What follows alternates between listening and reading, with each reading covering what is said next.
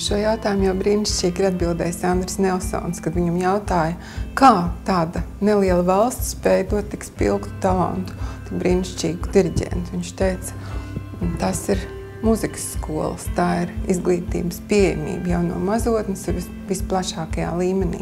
Tā ir viena atbilde.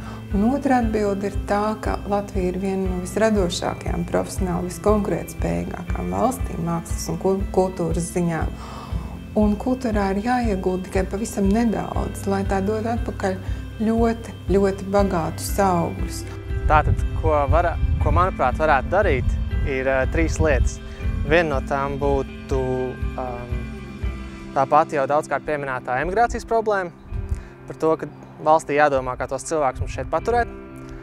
Otrkārt, es domāju, ka varētu būt arī, protams, lielāks finansiāls atbalsts un prātīgāks tieši, kur to naudu tērēt un kā. Un trešais, pats galvenais, es domāju, faktors ir tieši informācijas apmaiņa. Manuprāt, cilvēkiem ir jāstāsta un jāzina, ko tieši kultūra viņu dzīvēs var mainīt un kāpēc tas ir vajadzīgs.